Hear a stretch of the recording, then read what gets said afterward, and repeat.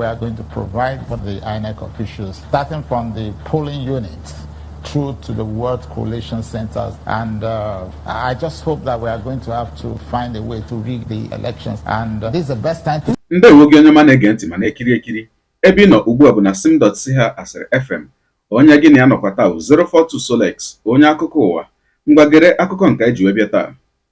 Nnukwu nkata nke ndị otu ndọrọndọrọ ọchịchị People's Democratic Party PDP na aha nkenke na-akpa iji wee konuko ya bụ emume ntụliaka nke a na-akwado ime echi bụ Satọde abụrụla ihe a gbara n'anwụ. Anyị matara nke a site n'otu ihe olu okwu edekọrọ edekọ bụ recorded audio n'olu bekee ebe Maazị Atiku Abubakar bụ onye na-azọ ọkwa ọchịchị onyeisi ala Naịjirịa otu ndọrọndọrọ ọchịchị PDP nakwanụ onye enyemaka ya bụ gọvanọ Ifeanyi Okowa ha na gọvanọ Tambowal nke Sokoto. Na ya bụ nkata nke ha kpara, ha nọ na-atụgharị uche ụzọ dị iche iche bụ nke ha nwere ike isi na ya wee konuko ya bụ ihe emume ntụliaka.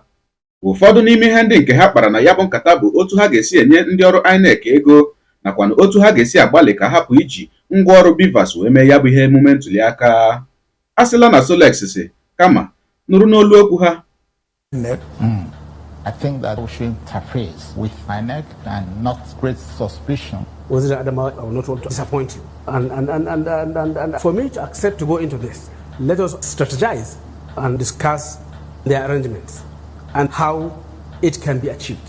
Well, that's why we are meeting. Okay. Let us sit down and find any other technology that may be used to make sure that, I will emerge. So there has to be a way of how we can find, loopholes. We are going to provide for the INEC officials, starting from the polling units through to the World Collation Centers. And I just hope that we are going to have to find a way to rig the elections. And this is the best time to do so. It's not enough. No? It's not enough. First of all, you give money to the state INEC. Yeah. You must also make sure that they don't use beavers, because we have seen what the use of beavers have resulted in Oshun. Atiku Abubakar, I am with you on this one. And you also supervise to make sure that we use the central bank to share the money. Okay. And then, of course, find a way to get them out of power. It will be extremely difficult, in a way. You see, it depends on certain fundamentals and indices. If Nigerians are having only two options, Yes. clearly from two regions, then one of them will be. Yeah. The numbers will count in this case.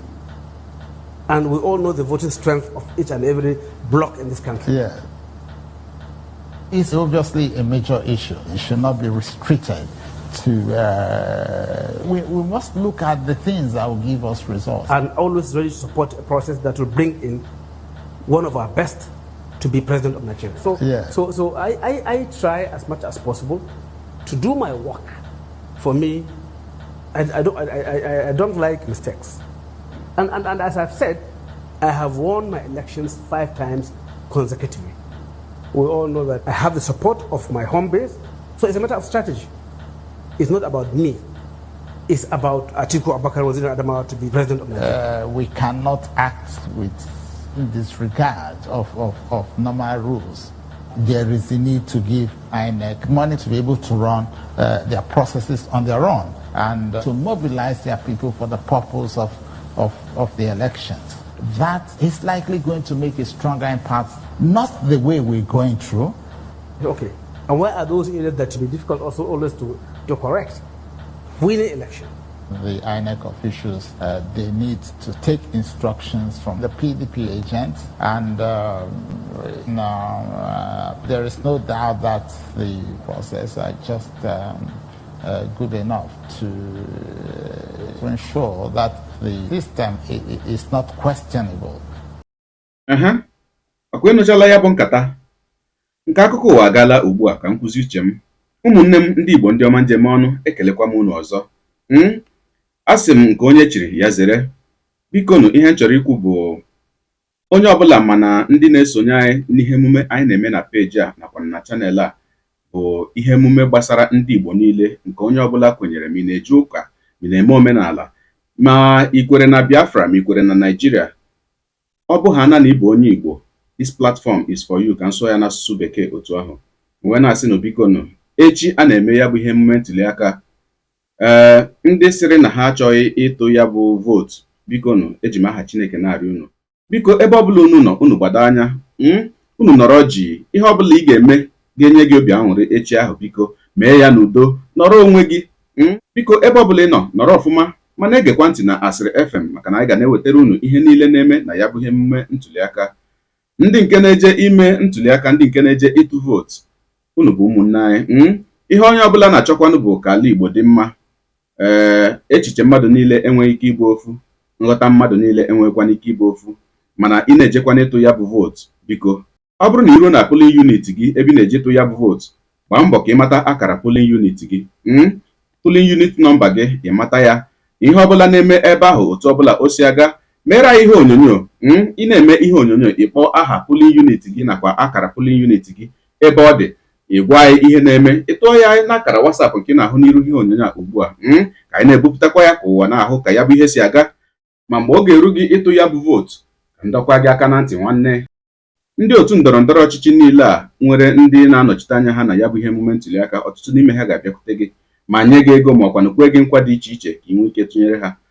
Mgbe ahụ ị na-ebinye aka ma ọkwanụ ị na-achọ otu ndọrọndọrọ ọchịchị ga-ebinyere aka, cheta ASUU strike, otu ụmụnna anyị si wee nọrọ n'ụlọ for how many months.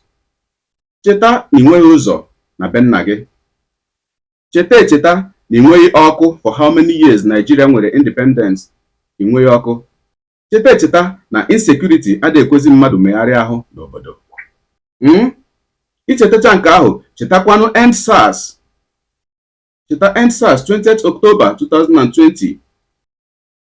Icheta ihe a niile, cheta ụdị afụfụ ndị mmadụ na-ata n'obodo Nigeria for over 8 years. Nke a bụ ozi nke for 8 years, maka ọ bụghị sọ APC bụ ihe tara ndị mmadụ ahụ n'obodo Nigeria. Ị na-atụkwa ya bụ vootu, ichetacha ihe a niile m gụrụ.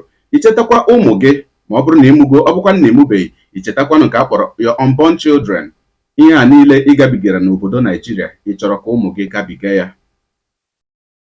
Ọ dị mma, gị onye ụwa, gị onye na-egere akụkọ ụwa m, deere anyị ebumnuche gị na ya bụ ozi nke anyị nụrụ ugbu a n'ọkwa kọmentị ka anyị mara uche gị, n'ihi na uche onye adịghị ya njọ.